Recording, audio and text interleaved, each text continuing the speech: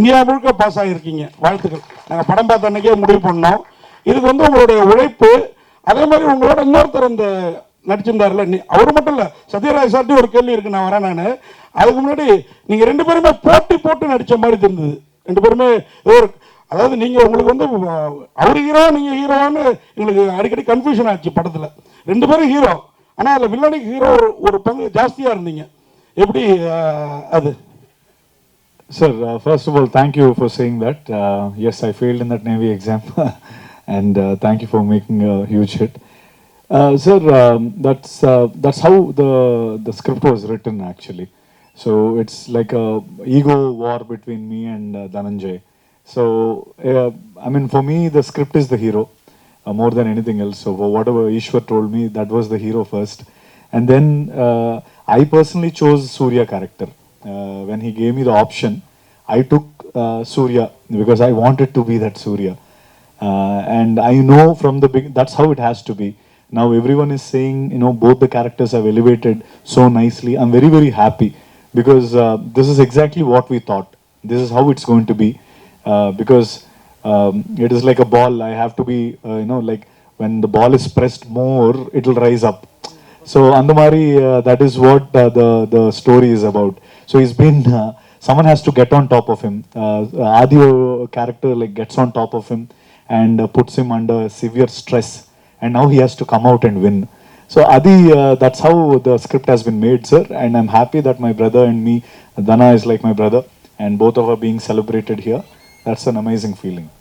Yes, sir. Thank you. Sir, Sathira sir, இந்த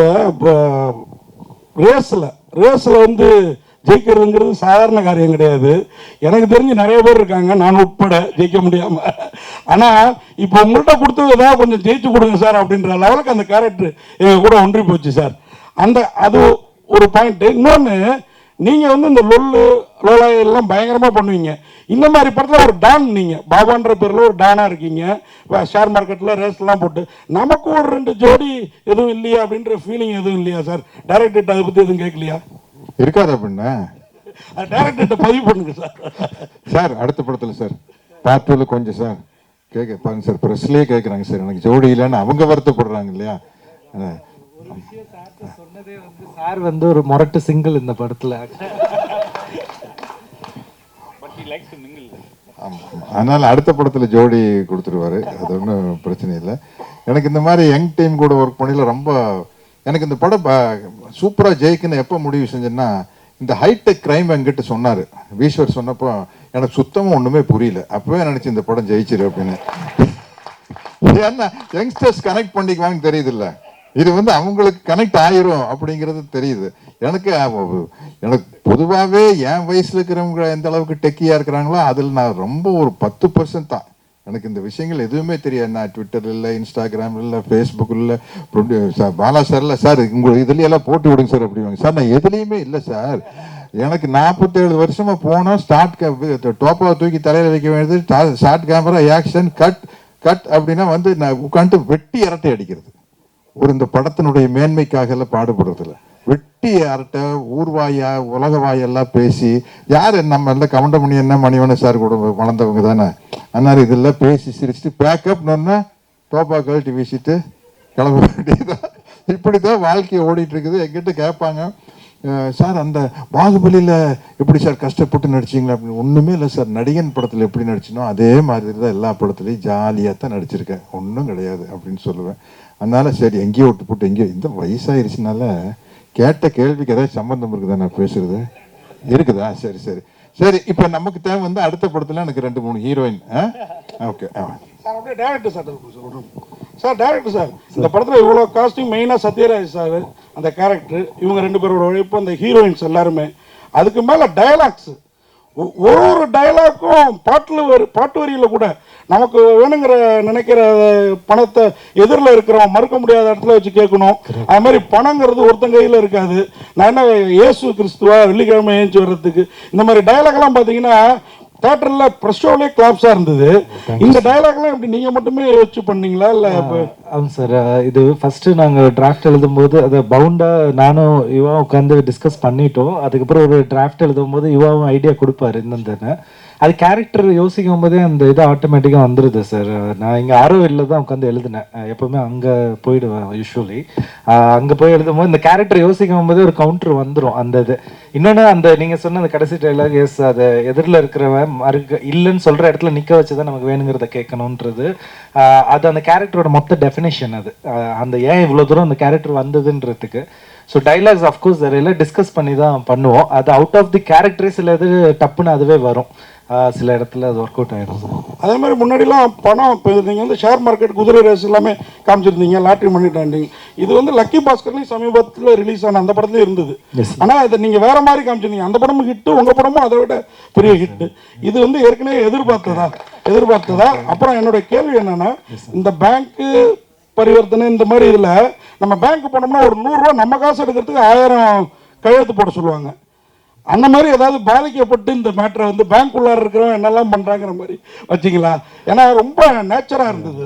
வாழ்த்துக்கள். Thank you sir, thank you, ரொம்ப நன்றி sir. Seriously thank you so much. படத்துக்கு ஆக்சுவலாக பார்த்தா 2 ஹீரோ மாதிரி சொல்றீங்க. ஆனால் ஜீப்ரான் ஏன் வச்சிங்க? அது பிளாக் அண்ட் ஒயிட் கோடுக்காக வச்சிங்களா, இல்லை ப்ரொடியூசர் சொன்னதுக்காக வச்சிங்களா? இல்லைங்கள, இது அவுட் ஆஃப் ஸ்கிரிப்ட் எழுதும்போது அது திடீர்னு அது வரணும் மைண்டில். ஸோ அப்படி வந்தது தான் ஜீப்ரானு. எனக்கு என்னென்னா இதில் இந்த படத்தில் யாருமே பியூர் பிளாக்கும் கிடையாது, பியூர் ஒயிட்டும் கிடையாது. பார்த்தீங்கன்னா தெரியும், எல்லாருமே கிரே தான். அது ஹியூமன்ஸு அப்படி தான் நான் நம்புகிறேன். ஏன்னா சுச்சுவேஷனை வச்சு அவங்க நம்ம சில சமயம் போய் கூட சொல்லுவோம், அதை தவிர்க்க முடியாது. அன்லெஸ் அண்ட் அன்டில் நம்ம காந்திஜி மாதிரி ஒரு ஃபாலோவராக இருந்தால் அது வேற இது ஒரு எத்திக்கல் ஸ்டாண்டுன்றது. நான் சொல்கிறது உண்மையை பேசினாருன்னு ஒரு இடத்துல ஸ்டாண்ட் எடுத்தார்ல, அது அந்த பாயிண்ட்டை மட்டும் சொல்கிறேன். நீங்க என்ன மறுபடியும் கேட்டுக்கோளும். ஓகே, சூப்பர் பிரதர் நீங்க. ஸோ அந்த இதில் வந்து ஜீப்ரான்னு வைக்கும் போது எனக்கு இந்த கதைக்குள்ள வந்து எனக்கு, ஏன்னா இது ஒரு ஆடுபுலி ஆட்டம் மாதிரி தான் இது. ஸோ நிறையா இந்த ஒரு ஜங்கிளில் ஒரு அனிமல்ஸ் எல்லாம் வந்து எல்லாமே அசம்பிள் ஆகிற மாதிரி, ஒரு பிளாக் ஹார்ஸ், ஒரு ஒயிட் ஹார்ஸ், ஒரு ஃபாக்ஸ் இருக்கு, ஒரு உல்ஃப் இருக்கு, ஒரு குரோக்கடைல் இருக்குன்னு அந்த எல்லாத்தையும் வைக்கும் போது அதோட கலை வந்து ஒரு செஸ் போர்ட் மாதிரி தான் நான் பார்க்குறேன். ஸோ அதுக்கு ஒரு பிளாக் அண்ட் ஒயிட் சதுரங்க வேட்டைன்றது சூப்பர் டைட்டில் இருக்கு எனக்கு, அது உங்களுக்கு தெரியும் ஆல்ரெடி. ஸோ கருப்பு வெள்ளைன்னு வைக்கிற அது எனக்கு அந்த மாதிரியான ஒரு இதில் வரவே இல்லை. சரி, எனக்கு டக்குன்னு யோசிக்கும் போது ஒரு இங்கே எல்லாருமே வந்து பியூரா வந்து பிளாக்னு சொல்லிட முடியாது, ஒயிட்னு சொல்லிட முடியாது. இங்கே இருக்க எல்லாருமே ஜீப்ரா, அப்படிதான் நான் பார்க்குறேன். ஸோ அதுக்கு தான் அது வச்சதுங்க பர்பஸாக. படம் ஓடலைன்னா நம்ம ஒன்றும் பண்ண முடியாதுன்னு சொல்லிட்டு எப்பவுமே வந்து லோகேஷ் கனகராஜ் வந்து ஒரு டெடிக்கேட்டான ஆர்டிஸ்ட் தான். நீங்களும் டெடிக்கேட்டான ஆர்டிஸ்ட் தான். சரிங்களா? இப்போ கூலியில் நடிக்கிறீங்க. உங்களை செலக்ட் பண்ணும்போது நீங்கள் பார்த்துக்கலாங்க அப்படி சொன்னீங்களா, இல்லை வந்து லோகேஷ் கனகராஜுக்கு ஏற்ற மாதிரி பேசுனீங்களா? முதலாவது வந்து இந்த படத்தினுடைய ப்ரெஸ் மீட்டில் அதை பற்றி பேச முடியாது. ஏன்னா இன்னைக்கு எல்லா கம்பெனிலையும் வந்து அக்ரிமெண்ட் இருக்குது. நம்ம அவங்க அந்த படத்தை பற்றி அந்த படத்தினுடைய ப்ரொமோஷன் தான் பேசணும். ஏன்னா என்ன விஷயம் சொன்னாலும் அது வெளியில் லீக் ஆகிற மாதிரி இருக்கும். நான் வந்து அக்ரிமெண்ட் வேற வர கார்பரேட் கம்பெனி அக்ரிமெண்ட் வந்து அந்த காலத்தில் ஆனந்தவுடன் இந்த கல்கி தீபாவளி மலர் அளவுக்கு வருது. அது படிச்சும் புரிஞ்சுக்க முடியாது, நான் படிக்கிறதும் இல்லை. அதுக்கு பெரிய ராம்ஜெத் மலானி மாதிரி ஒரு வக்கீலத்தை கூப்பிட்டு வரணும். நான் ஒரு 15-20 பக்கம் அப்படியே சர்சன் பரட்டுவேன். கரெக்டாக என்னுடைய அந்த பேமெண்ட் போர்ஷன் இருக்கு பாருங்க, அதை மட்டும் பார்ப்பேன். கண்ணில் விளக்கு நீ ஊற்றிட்டு, சரி இது அட்வான்ஸு, இது first schedule, second schedule, third schedule, before dubbing settlement, okay அப்போ போடுப்பா கையெழுது அப்படின்னு போடுறது. அதனால அதில் எல்லாம் என்ன எழுதியிருக்குன்னே தெரியல. நீங்கள் இப்போ ஏதாச்சும் என் வாயை பிடிங்க ஏதாச்சும் உடறி குட்டி நாளைக்கு நம்ம மேலே கேஸ் போடுற மாதிரி ஆகிடக்கூடாது இல்லை. அதனால அந்த படத்தினுடைய ப்ரொமோஷனில் பேசிக்குவோம். அதேதான் அது இல்லை, பொதுவாக அப்படி அக்ரிமெண்ட் அந்த படத்தினுடைய அக்ரிமெண்ட் அவங்க தான் எல்லாமே ரிலீஸ் பண்ணோம். இப்போ அந்த படத்தில் வந்து என்ன கெட்டப் அப்படிங்கிறது அவங்களே ரிலீஸ் பண்ணிட்டாங்க. என் பேர் வந்து ராஜசேகர்னு போட்டு ரிலீஸ் பண்ணிட்டாங்க. அதனால அதை பற்றி பேசலாம், மற்ற விஷயங்கள் வந்து பேசக்கூடாது அப்படிங்கிறது தான்.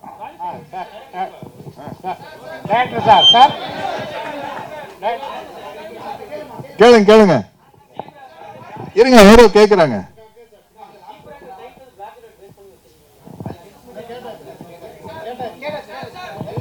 Sir director sir, sorry sir, சொல்லுங்க சார். வந்து சத்யராஜ் சார் ஒரு ஷேர் சர்டிஃபிகேட் ஃபிசிக்கலாக இருக்கிறதா ஆமாம் சார், அப்படியே ஒயிட் ஆகி கொடுக்குறதா ஒரே டயலாக பெரிய அமௌண்ட்டு ஆமாம் சார். இப்படி வருது. ஃபிசிக்கலாக இருக்கிற ஷேர் சர்டிஃபிகேட்டை டிமெட்டீரியலைஸ் பண்ணாமல் டிமேட் அக்கௌண்ட் ஓப்பன் பண்ணாமல் எப்படி அவ்வளோ பெரிய அமௌண்ட் அப்படி ஒரு டயலாகில் ஒரு லைனில் வந்து அப்படி பண்ணுறாரு. என்ன சார் அந்த மார்க்கெட் கிரைம் சொல்கிறீங்க? ஷேர் மார்க்கெட் சார் இது அது இப்போ வளர்க்குறதுல இல்லை சார். அதான் சார் நான் சில இது வந்து நம்ம இப்போதாங்க டிமேட் அக்கௌண்ட்லாம் இருக்கு. இல்லை சார், நான் கரெக்டாக சார். இப்போ நான் சொல்கிறது வந்து நான் 2012 அந்த ரேஞ்சில் எப்போ வாங்கியிருந்தாலும் அந்த ஷேரு ஃபிசிக்கல் ஃபார்மில் இருந்ததுன்னா அதை இப்போ வந்து டிமேட்டுக்கு மாற்றுறீங்க, டிமேட் பண்ணுறீங்கன்னா அதை கம்பெனிக்கு போயிட்டு வரணும். அதை சார் கல்யாண நோட்டை கூட அடிச்சு புழக்கத்தில் விடலாம் சார். ஆனால் இது அந்த மாதிரி விஷயத்த பண்ணவே முடியாது. ஆமாம் சார். இது இப்போ சார் நான் வந்து ரிட்டர்ன் அமௌண்ட்டை தான் டிமேட்டுக்கு கொண்டு வர மாதிரி எப்படி இருக்கு ரிட்டர்ன் வர கம்பெனிக்கு போகாம அவங்க அப்ரூவ் பண்ணாங்க சார். இப்போ ஷெல் கம்பெனிஸ்னு சில இது இருக்குல்ல சார். இப்போ ஜஸ்ட் ஃபார் எக்ஸாம்பிள் இப்போ அதுக்கு தான் இப்போ நான் கொல்கத்தாவில் ஜமாகர்ச்சி அப்படின்னு ஒரு கேரக்டர் சொல்கிறேன். ஜமாகர்ச்சி is meant for shell companies அங்கே கொல்கத்தாவில். இப்போ இந்த மாதிரி நிறைய ஷெல் கம்பெனிஸ், கம்பெனி நேம் மட்டும் இருக்கும், அந்த இடத்துல அந்த மாதிரி ஒரு ஃபிசிக்கலாக ஒரு கம்பெனியே இருக்காது. அதில் தான் இன்வெஸ்ட்மெண்ட்லாம் போட்டு அதை ஒரு சும்மா ஏறுற மாதிரி அவங்க மேனிப்புலேட் பண்ணுறாங்க. இப்போ இது நிறைய இடத்துல நடந்துகிட்டே இருக்குது. இது வந்து நான் இப்போ சொல்ல ஹர்ஷத் மேத்தா சார் அங்கேருந்து அந்த சைட்லேருந்து வருது. இப்போ ஷெல் கம்பெனிஸ் மாதிரி பாபா கேரக்டர் நிறைய ஷெல் கம்பெனிஸ், நான் ரொம்ப டெப்த்தாக அதுக்கு தான் நான் அதுக்குள்ளே போகல. பாபா கேரக்டர் வந்து ஷெல் கம்பெனிஸ் மேலே இந்த மாதிரி நிறைய வச்சிருக்காங்க. இப்போ அவங்களுக்குள்ள ஒரு 1000 பேர் செல் கம்பெனிஸ் மாதிரி வச்சிருப்பாங்க. நீங்கள் இப்போ அந்த இடத்துல பார்த்தீங்கன்னா அந்த கடை பூட்டி இருக்கும், ஒரு சாதாரண டீ கடை கூட இருக்கும், ஆனால் அது ஒரு பெரிய கார்பரேட் மாதிரி காட்டியிருப்பாங்க. அதில் உள்ள இருக்கிறவங்க ப்ளே பண்ணி இன்வெஸ்ட்மெண்ட் பண்ணி அந்த மாதிரி ஷேர். நான் எப்படி காட்டுறேன்னா பாபா ஓனிங் ஷெல் கம்பெனிஸ், நிறைய ஷெல் கம்பெனிஸ் உள்ள வச்சுக்கிட்டு அதை மேனிப்புலேட் பண்ணி உள்ள இருந்து அந்த பணத்தை வந்து டிரான்ஸ்ஃபர் பண்றாருன்னு. அது நான் ரொம்ப டீட்டெயிலாக போனேன். இவ்வளோ தூரம் என்னால் ஒரு சினிமாக்குள்ள சொல்ல முடியுமான்னு தெரியல. பிகாஸ் நான் ரிசர்ச் பண்ணிட்டேன். அதை எவ்வளோக்கு சொன்னா அது போதும், அதுக்கு மேல வேண்டாம் அப்படின்றதுக்கு தான் சார். அதுல ஏதாவது லாஜிக்கல் எரர் வரக்கூடாதுன்றதுனால தான் அந்த இடத்துல வந்ததுனால கொஞ்சம் சினிமாட்டிக்கா சொல்றதுக்கு ஒரு சில இடத்துல லிபர்ட்டி எடுத்திருக்கோம் நாங்க. அதுதான் ரொம்பவே எடுத்துட்டீங்க சார். ஓகே சார், நல்ல கேள்வி sir. Thank you sir, really good question.